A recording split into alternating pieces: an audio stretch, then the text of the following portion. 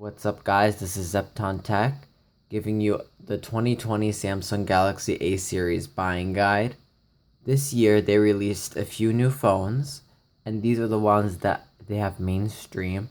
We have the Samsung Galaxy A01, A11, A21, A51, and A71 5G. And I'm going to tell you which one you should buy for the value. First, let's start off with the Samsung Galaxy A01. This phone is the cheapest of the bunch. The retail price is $109, but it is also about like $100 on sale. It's usually like $10 off. You could see it has a 5.7-inch display, so it's kind of small in today's standards, but it's not that bad. Dual lens camera, it's pretty basic, 13 megapixel with 2 megapixel depth, which doesn't really do anything, the depth camera. And it has 5 megapixel selfie, which is good. 3000 milliamp battery is fine because this isn't a full HD display and it is pretty small.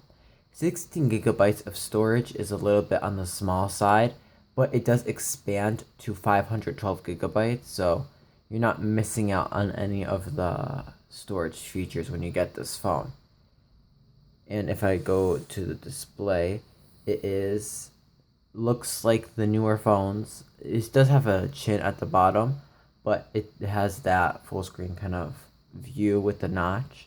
So I don't think it is the best phone. It isn't the worst, I would say, but I feel like for the value, for a little bit more money, you could be getting a much better phone. Now, we could talk about the processor. Let me zoom in. This has a Snapdragon 439, and I guess it records 1080p. This is not the screen resolution is 720p display. This is what it is. This phone is not good for the RAM. You need, I feel like, 4 gigabytes of RAM to actually have a usable Android phone, because you will just have a stuttery experience for Android 11 using this phone. Next, we're going to talk about the Samsung Galaxy A11. This is the successor to the Samsung Galaxy A10e, and it's a little different. It's the old one was 5.8 inches. This one is 6.4 inches. It is 720p. It has the hole punch, which is very futuristic. It has a smaller chin than the A01. 8 megapixel selfie cam is very good. The triple lens is nice. I like that it has a ultra wide because that is significant. Maybe it could have had more megapixels, but the 2 megapixel depth doesn't really matter either because this one had it too. It doesn't really do that much because the software itself can do a bokeh effect on a picture, so it's not that necessary. And looking at the price, you could get this for around $120 on sale. It is $180 retail, but you can get it usually for a cheaper price than you would get this for a cheaper price. It comes in 2 and 3 gigabyte model RAM variants, which is better to get the 3 gigabytes of RAM because it's more worth it. It has 32 gigs of storage, which is more acceptable than the A01, and I like the design more. The hole punch is nice compared to the notch on the A01. You can see how different the bezels are. Looking at the bottom, you can see it's thicker than this one. So I would say it's also slow like the Samsung Galaxy A01 too. This phone, and this phone are all going to be slow. Much slower than the Samsung Galaxy A51. Now looking at the A21, it has a 6.5-inch display, also 720p. It has the same hole punch. But it looks like it has an actual bigger notch, like a notch the size of the A01, surprisingly. You can see this one's a little slimmer. And it has a quad lens setup. Now, finally, you get a 16 megapixel main lens camera, which is nice. 8 megapixel ultra wide is also good.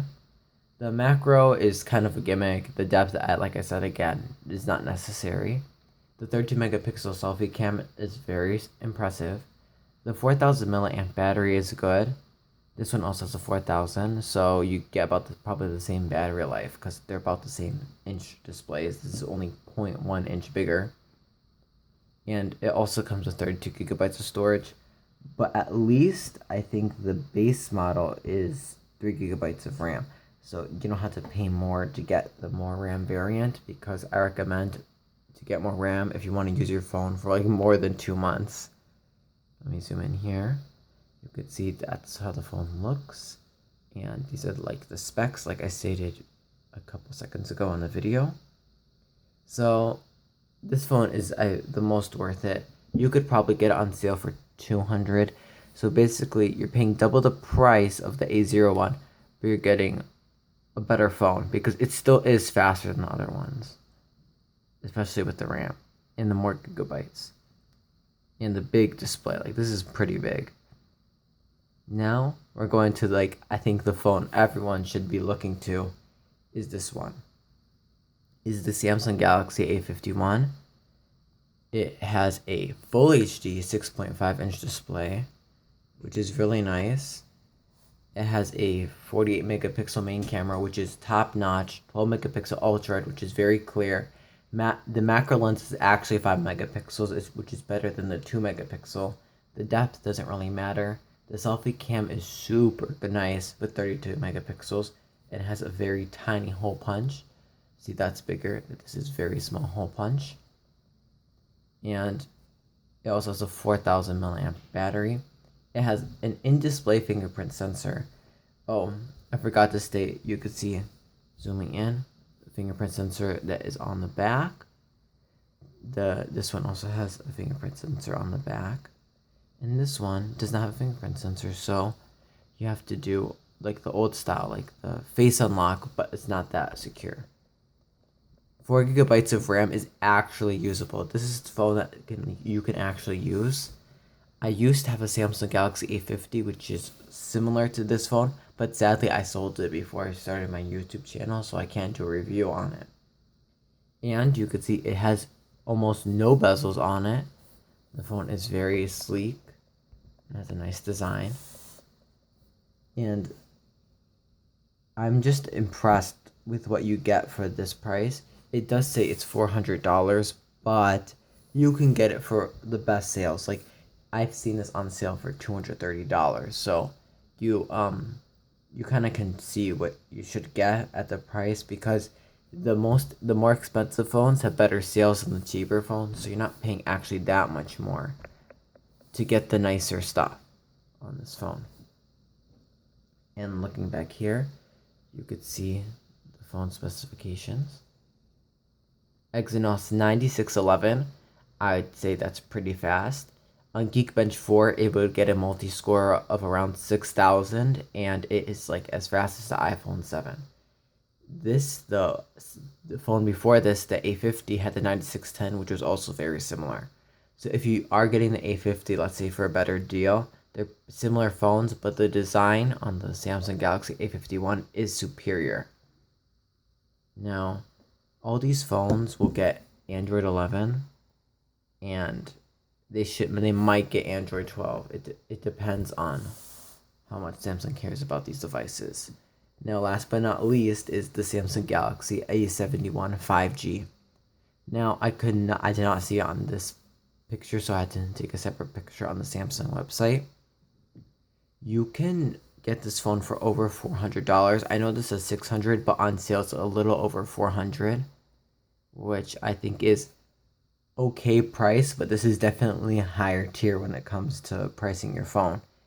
It has a bigger camera hole, and it has a small chin, like the A51. They're pretty similar phones. They both have under-display fingerprint sensor, but this one has really good RAM and has a better battery. If we focus on this image, you could see that it is 64 megapixel main camera. It has 6 and 8 gigabyte RAM options. It is a 6.7 inch display, and looks nice overall. If you want a big phone, this is great. I mean, for 400, for a little over 400 on sale. Usually you will find this phone on sale for sure. You're not going to be paying 600.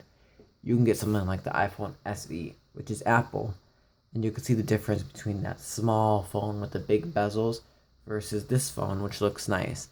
So for the price, I would say it's fine, but I feel like the winner of all this is the Samsung Galaxy A51 because it is the best price compared to the other phones.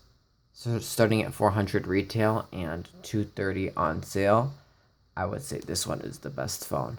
And if you're looking for the ultimate cheapest like bang for your buck, I would not recommend to get the A21 or A11. Get the A01 because you can find this one for a pretty good sale. Unless you find these phones for like pretty cheap. But I don't think these phones are worth the money. I mean, this is like, your actual budget phone that's cheaper. So yeah, this is my Samsung Galaxy A series buying guide in 2020. Thanks for watching. Please comment with any questions or if you have any critiques on the video, I'd like to hear them. And as always, peace out.